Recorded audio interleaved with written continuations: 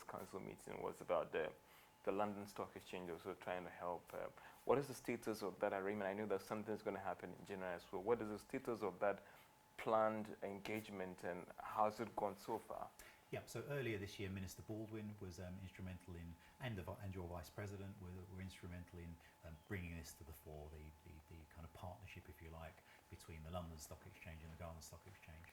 The great benefit of this project, and we're getting very close, we have meetings today to try to move on the agenda, will be that actually it may well be that CD denominated bonds, people can actually buy Ghanaian bonds from overseas. That's one big project which will open up a huge flow of funds into Ghana. Second area is ensuring that actually Ghanaian businesses, where appropriate, will be able to have dual listings, both in the UK, on the London Stock Exchange, and also the Ghana Stock Exchange. So I think that what the whole project is designed to bring the expertise to the Ghana Stock Exchange that we have in the UK, but also to bring those vast amounts of capital and resource, non-government capital and resource, into the Ghanaian market. So it really is a high-level project which will have local impact on the ground very, very quickly when you see when you see Ghanaian companies funded through these new mechanisms. And again, that's part of the transition away from aid, where people are going cup in hand, help us out, to actually, no, we are equal partners. You want to invest in our businesses, then you do it through the London Stock Exchange, through the Ghana Stock Exchange, and people can invest in Ghanaian businesses in the same way that people invest in businesses across the world.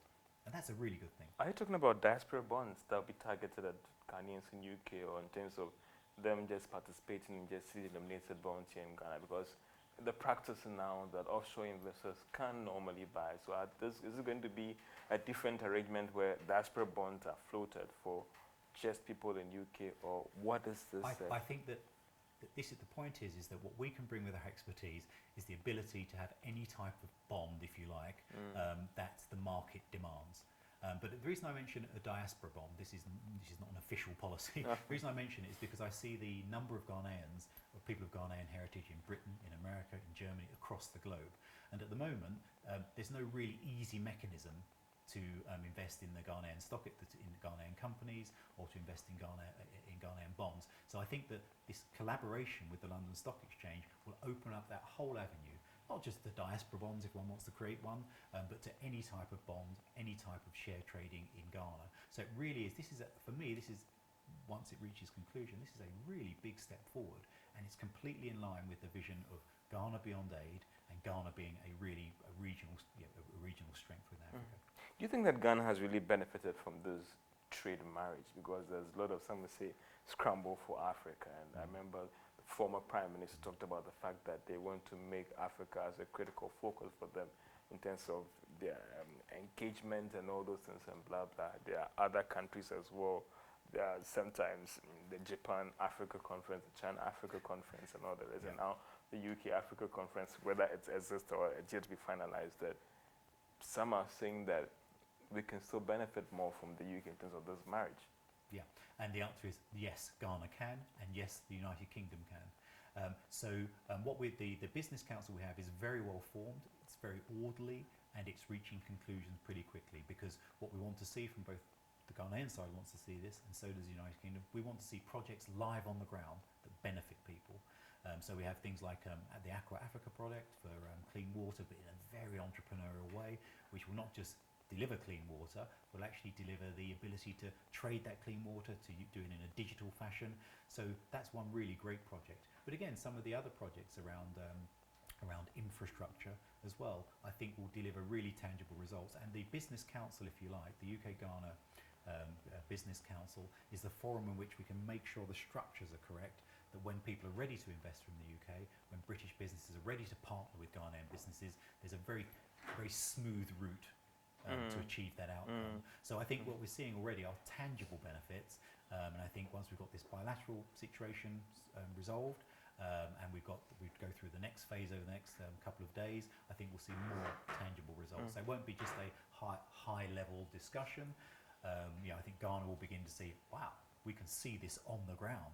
You've got a mapping project here in Ghana to look at making sure that the government can see and people can see where properties are, and see the layout of the land. Again, a great British company is working on that project, and I hope to see that one come to fruition fairly soon. So these are things which help the infrastructure within Ghana to ensure that actually you can not just, if I can put it this way, not just catch up with what we're doing in the UK, but perhaps leapfrog us and do it better. And that's the expertise that we can bring, and the Business Council brings all of that together to make sure. At the council level, what do you also want to be done for you to ensure that we improve FDIs? Because I know other people have complained about the slow pace of the legal structure and all the rest. Is a major concern for them. Permits, all those things, a time taking to register a business and all the rest. Can have a one-stop shop where if a UK company comes in here and intends to invest, they can have all their concerns addressed. What are some of the issues that you have and you want to be addressed if you want to improve FDIs that are coming from UK to Ghana? Yeah, so what we're talking about is the obstacles, the barriers to doing business in Ghana. So you can see where Ghana sits on the index of ease of doing business. Sometimes it slips down a bit, sometimes it moves forward a bit. If Ghana can move forward more quickly, I think it's a lot easier for UK companies to invest.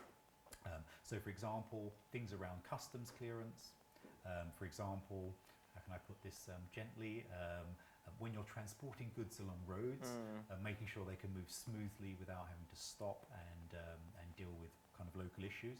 If that can be sorted out, again, that makes a huge difference, particularly to your own companies wanting to export to the United Kingdom. And again, when it comes to the issuing of licenses, whether it's around this fantastic new industry that's arising around plastics, if that can be done in a very smooth and orderly fashion, then again, UK businesses will respond. But a little warning here. If somebody's got 100 million to invest in Africa, they've got a choice. They can choose Ghana, or they may choose Côte d'Ivoire, or they may choose many other countries in Africa. So it really is part of the Business Council's remit to look at some of those obstacles and to make sure they're removed quickly, so that when someone's hesitating about where they may make an investment, that actually Ghana is at the top of that list. And that's why this Business Council, which we don't have in many other African countries, is really important, a really important forum. And another area that some Ghanaian businesses have struggled has to do with standardization as well. And again, at the council level, what is being done to ensure that some of these bottlenecks are addressed so that Ghanaian businesses and industries can have a smooth sail in terms of trading with UK? Absolutely, and you're spot on. So basically, international standards, if you meet international standards, then you have a gateway to the whole of the world.